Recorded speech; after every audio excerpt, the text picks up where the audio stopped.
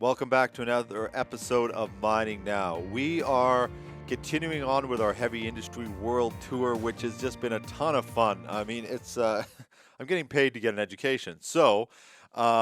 We are doing iMark right now. We've got an amazing company on there.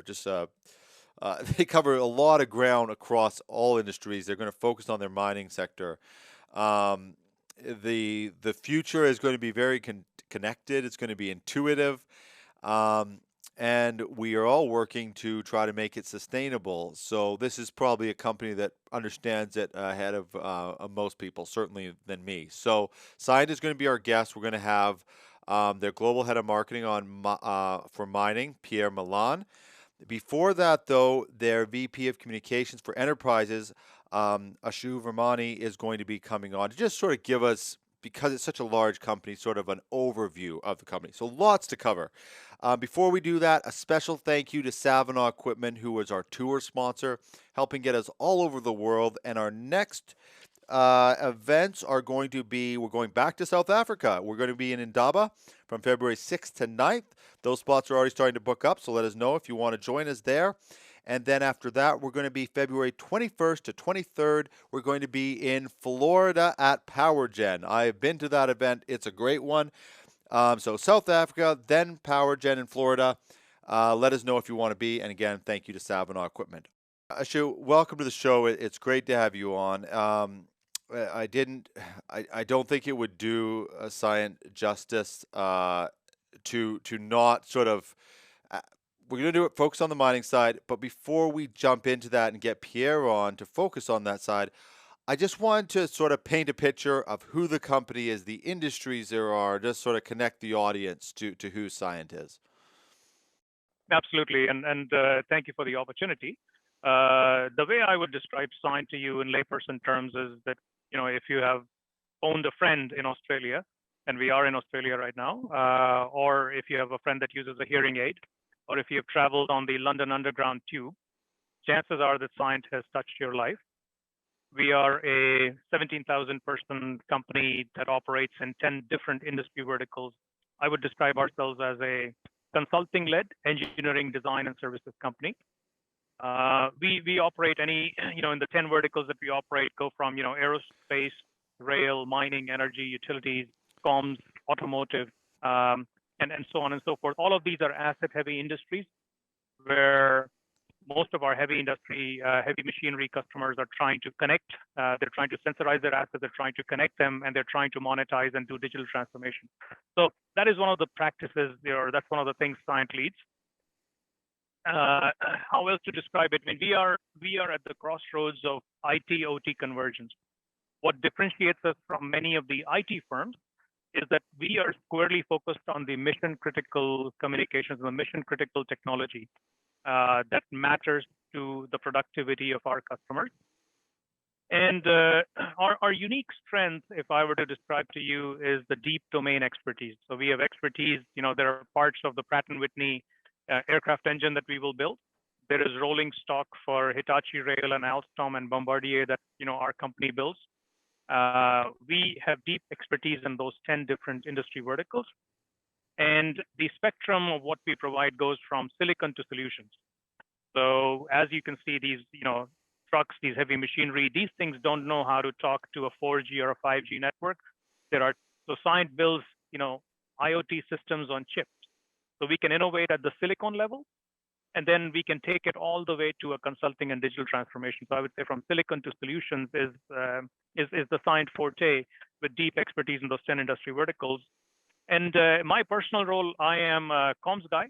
I look at the comms for enterprises segment, which means I serve all of these 10 industry verticals, including Pierre's, who you will talk to in a second, with communication solutions, which means if a mine needs private LTE or private 5G connectivity to do autonomous haulage or autonomous drilling or remote operations, because the mine is 500 kilometers away and the remote operations center is sitting in Brisbane, we can help build that technology or put that technology for our customers' digital transformation.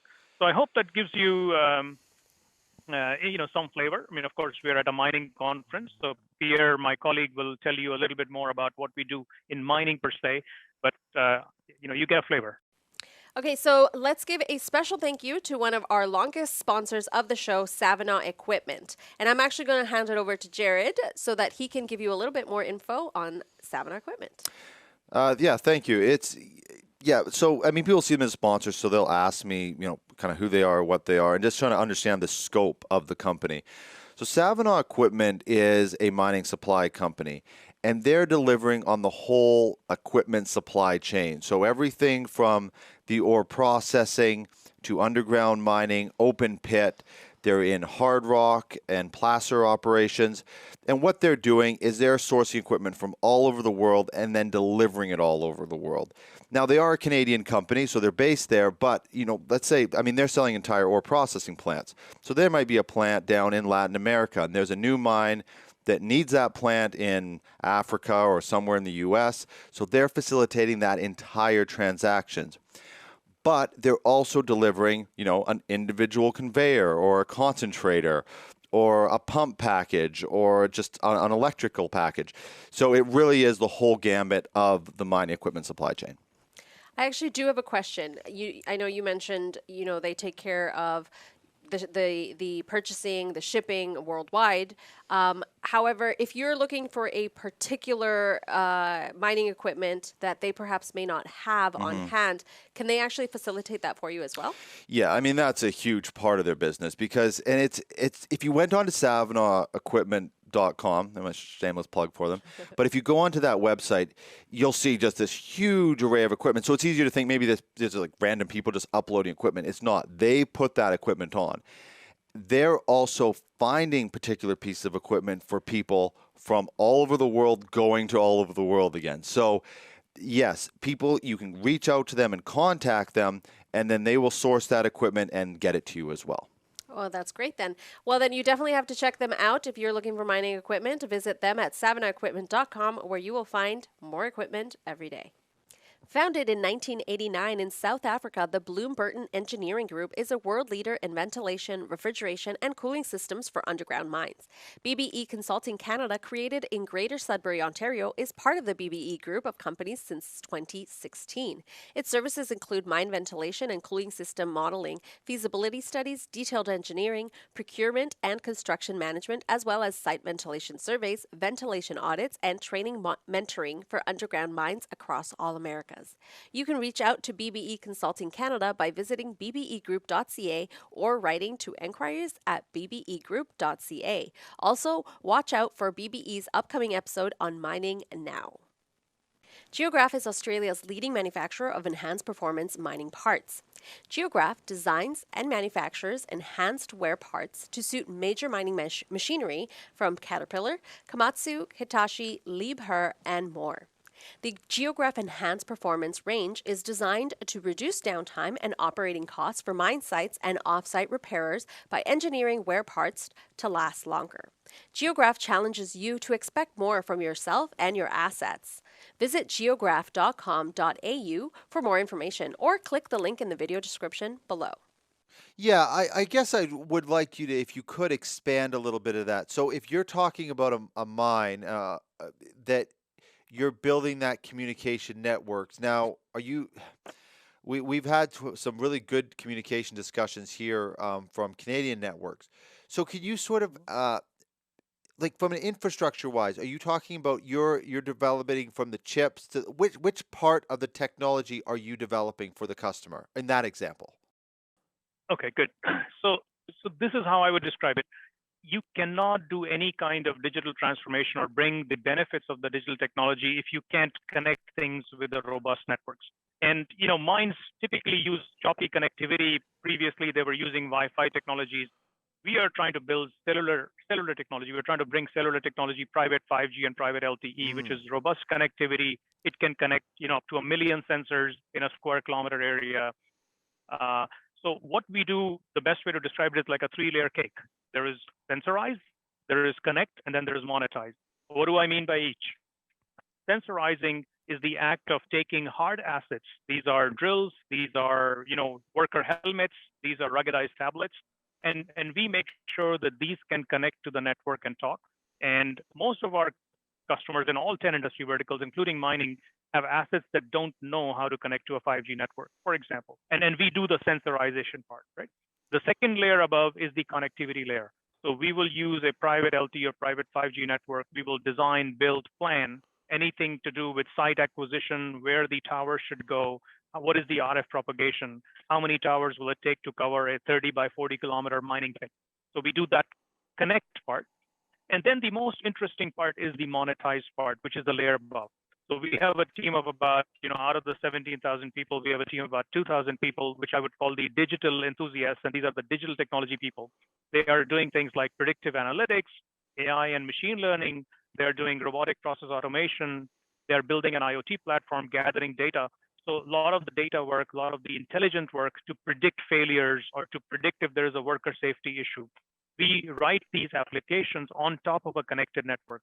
So connectivity is important to everything that we build on top of the connectivity layer. Does that help answer the question? Yes, it does, and it's such a big topic. I think we could, I've said this on for other guests, and maybe it's not, it's more, probably the truest it could ever be. Talking to you, we could probably do about 100 episodes and not get to it all. So, but one Yeah. thing I was curious about though is you Yeah. talked about these 10 verticals, and we'll bring Pierre on here in just a moment to focus on the mining side. When you talk about maybe a hearing aid or the train system in UK, or you're going through this list, Yeah. how connected are those industries to each other? Are the verticals completely separate, or is there this huge sharing of data and information, or not, sorry, data, but technology? Is there cohesion between it, or are these completely separate verticals? So that's a great question, by the way. So if you go back to the three-layer cake that I was telling you, the sensorizing, the Yes. connectivity, and then the applications on top, there is a lot of reuse in the sensorizing and the connectivity part. Okay. There is even a lot of reuse in the application part. So for example, if I'm doing failure prediction, I could be predicting failure of a turbine engine being built at a Hitachi factory. The predictive models that we are using use the same type of machine learning techniques, whether you're using neural nets or decision trees. At the mathematics level, it's the same model building, and we are doing that. That's reusable industry to industry. If I'm doing worker safety, one of the ways to do it is to sensorize the helmet and sensorize the machinery. Mm-hmm. And if the worker and the machine are in close proximity, you want to stop the machine. And that is done using some near field technology like Bluetooth or RFID. Now that is also reusable industry to industry. That use case works inside a factory floor. It works inside an underground mine. It works inside train signaling when you have two trains close to each other. So my point is there is a lot of reuse, and that's a great question, which is what we build upon. We learn from an experience in industry Mm-hmm. A, and then we realize this is a reusable experience that will be valuable to our customers in industry B. So one of the other benefits Cyient brings is because we have view of what is going on in terms of technology innovation, understand verticals, we can cross-pollinate. And I think our customers like that. They like to hear a different point of view. What's happening in some other industry that they could reuse or re-leverage. Yeah, definitely. Aashu, I feel Rory Bamford was the one who booked this episode. I feel like he's purposely brought you on just to make me want to ask more questions. But I'm limited to about 10 minutes with you because I got to jump over to Pierre to actually focus on the mining side. So thank you for joining us. I really hope you're coming back on maybe the Crownsman Show or some other platform that we do to discuss this because yeah, I've got about 10 questions that I'm being forced to not ask right now. So, but thank you. Well, thank you for your time, and it's a pleasure speaking with you. And let me hand it off to my colleague, Pierre. Thank you, Aashu. It's Canada's premier event for mining, metals, and materials professionals. The Canadian Institute of Mining, Metallurgy, and Petroleum will be hosting its annual convention and expo in May in the beautiful city of Montreal. The technical program will feature expertise from a wide range of leaders across industry sectors. Are you working on a project that others in the industry need to know about? Well, let them know. CIM is now seeking presentations on a variety of topics. You can visit them at convention.cim.org to learn more. PowerZone carries a massive inventory of pumps, engines, generators, and compressors. However, they don't stop there. They combine imagination with world-class engineering. They detail the entire process to every customer. Their pump package testing facility ensures your equipment is landing on-site, ready to work. That is PowerZone. Start with inventory, develop with imagination, deliver with integrity, and it's all at powerzone.com. That is PowerZone. Hello, Pierre. Welcome to the show. Good to have you on. Thank you very much. It's great to be here. Let's kind of go. I guess a really simple question: what brings Cyient to iMark? What's the focus right now? Yeah, so in the 30-year history of Cyient, we've generally been working in other industries, specifically aerospace, defense, telecoms, and we haven't been that big in the mining industry. And iMark is an opportunity for us to extend our services into the mining industry and tell people that we're now going to be available to help and support them in this industry. From your perspective, what is? I mean, mining's at a very interesting time. We went through a period. We started off this show doing one show a month. I think in the next 7 days we're doing 15. You know, it's just there's so much information being shared from so many different angles. I mean, it's even for us, it's overwhelming the amount of information we're trying to get out there. From Cyient's perspective, what are they sort of capturing, or what are they, not so much capturing yet, but we'll get into that in a second. But what are they seeing in the industry where they see those opportunities? Yes, so I think since COVID, the mining industry particularly has adopted technology faster than what we have in the past, and what we're seeing is a willingness and an eagerness for mining companies and mining customers to explore digital solutions, to work autonomously, to look at remote operations, and utilize technology to improve safety, productivity, and sustainability in this industry. So when you come to an event like iMark, are you're obviously doing the booth. What are some of the other areas you're going to focus to sort of get your message out? Yeah, so we are leading a session on day 2 of the conference, which is all around integration and connectivity. We're out there participating and spreading the message that Cyient is focusing initially in the mining industry on asset management support, engineering services support, geoscience, data management, and helping customers with private LTE and 5G network design and implementation. So it's really just about an opportunity to connect with our customers. Many of our mining customers are here today and represented, and this is a great opportunity to connect without having to spend time to find each other, because we're all in one place at the same time. So it's very convenient. Well, actually, I want you to expand on that a little bit, because I was thinking when Aashu was talking originally, like if you've sort of, I mean, he didn't. These are my words, not his. But basically, if you've moved through the world and talked to people, you've connected to a Cyient or used Cyient in some way. Yeah. When you're on the floor here, walking around, are you seeing your customers? How many do you think are there just in that little area? I recognized about 7 of our mining customers already. We haven't been focusing on the mining industry for that long. Probably, I'd say the last 18 months has been a particular focus for us to grow the mining business unit, which is the smallest business unit within the Cyient organization. And at this stage, we'd be having around 11 or 12 mining customers that's currently making use of our services and looking to grow and expand those services both within the existing customer accounts, but also expand them to new customers who who we'll be meeting here. And one of the other opportunities with iMark is for us to connect with some of our service partners. In the modern age of mining, a lot of the solutions that customers require are complex, and no single individual or single company can necessarily provide an end-to-end solution. So Cyient is very eager where it makes sense to partner with good customers and good partners, and we take those combined solutions to customers, and where the focus is on solving the problem for the customer.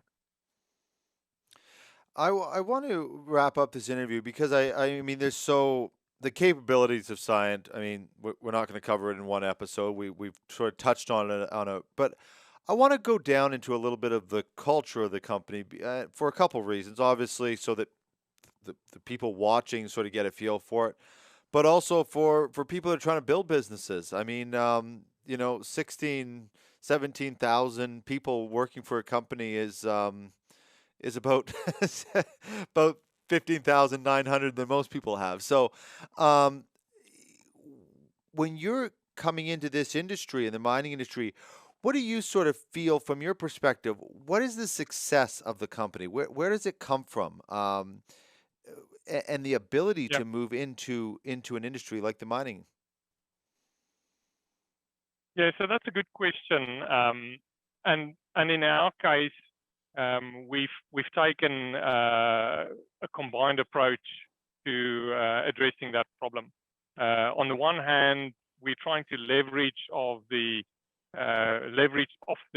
capability that we've built in other industries over the years, where we have significant capability and experience within plant engineering, data management, network design, etc., and then bring those experiences, that expertise, that capability, bring it to a new industry, and demonstrate within this industry how we can add value.